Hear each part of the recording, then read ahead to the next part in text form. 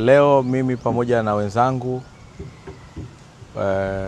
ofisi ya mkuu wa wilaya, mkurugenzi, wajumbe wenzangu wa kamati ya usalama na meneja wetu wa TARURA tumepita kukagua kuona kazi mbalimbali zinazoendelea kufanyika katika halmashauri yetu ya jiji la Dar es Salaam.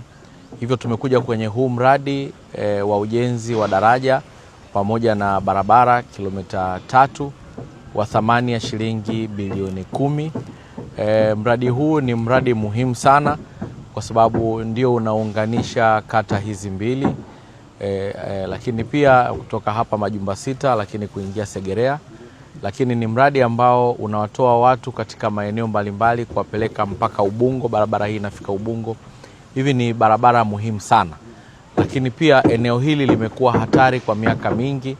Wako watu wamepoteza maisha yao katika eneo hili au katika daraja hilo lililokuwepo hapo awali, lakini wako wengine walishindwa kupita kwa ajili ya kwenda kuzunguka.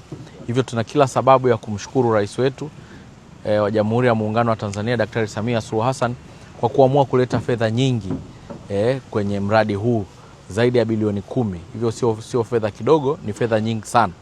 Lakini tumie nafasi hii kuwapongeza ndugu zetu wa TARURA kwa usimamizi mkubwa ambao waliendelea kuufanya kwenye hii barabara. Mpaka sasa tuko kwenye asilimia nzuri, zaidi ya asilimia 60 na 63. Hivyo nimpongeze sana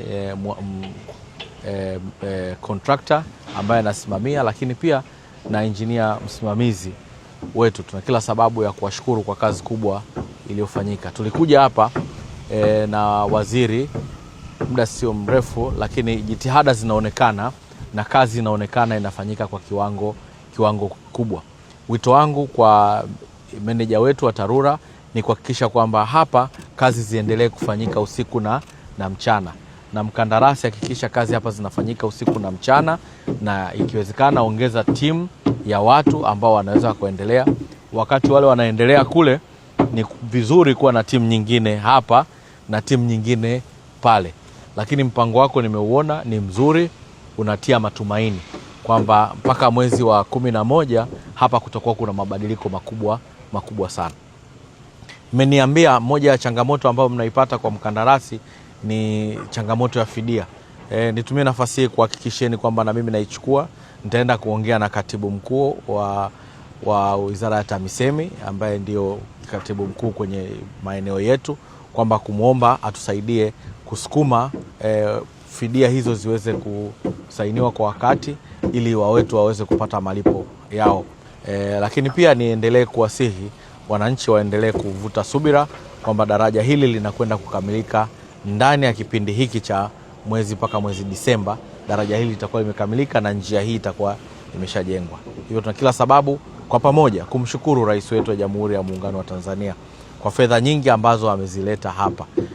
Fedha hizi ni fedha za Watanzania ambazo tunapewa kutoka World Bank. Ni fedha ambazo Mheshimiwa Rais amejenga mahusiano mazuri kati ya Tanzania na jumuiya ya kimataifa.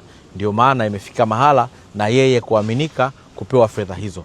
Kwenye halmashauri yetu zaidi ya bilioni 134 ni fedha katika mradi wa DMDP zimekuja kwenye halmashauri yetu ya jiji la Dar es Salaam.